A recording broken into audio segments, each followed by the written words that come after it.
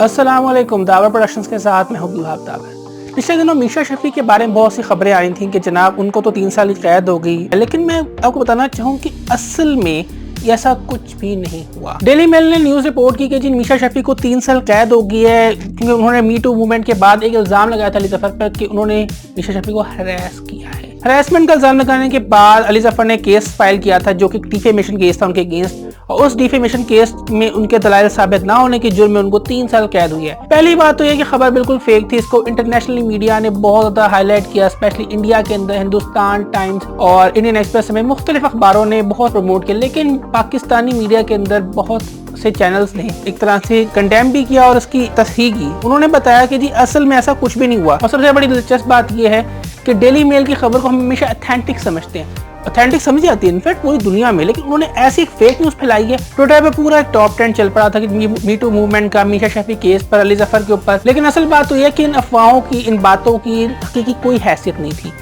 मीशा शफी पर ऐसा अभी तक कोई किसी अदालत ने मीशा शफी को ऐसी कोई सजा नहीं सुनाई।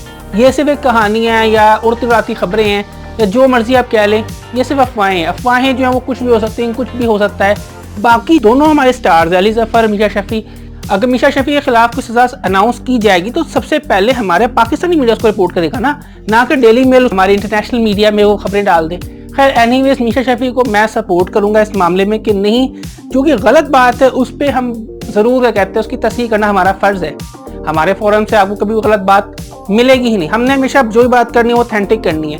ऑथेंटिसिटी हमारा पहला कहते हैं ना, वो एक पॉइंट है हमारा। ऑथेंटिसिटी हम जरूर देते हैं, इन्फॉर्मेटिव जरूर होता है, एंटरटेनमेंट हम करते हैं, लेकिन उसमें भी हम ऑथेंटिसिटी को मद्देनगाह रखते हुए सारी बात करते हैं।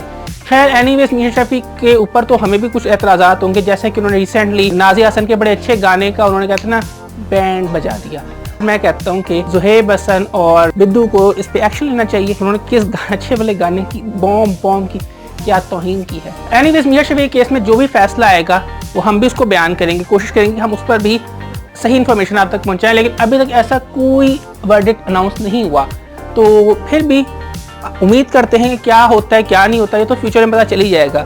अगर आपको वीडियो पसंद आए तो लाइक करें, कमेंट करें, शेयर करें, हमारे चैनल सब्सक्राइब करें, बेल आइकन को क्लिक करें। इसके अलावा हमें सोशल मीडिया की मुख्तलिफ वेबसाइट्स पर फॉलो भी कर सकते हैं।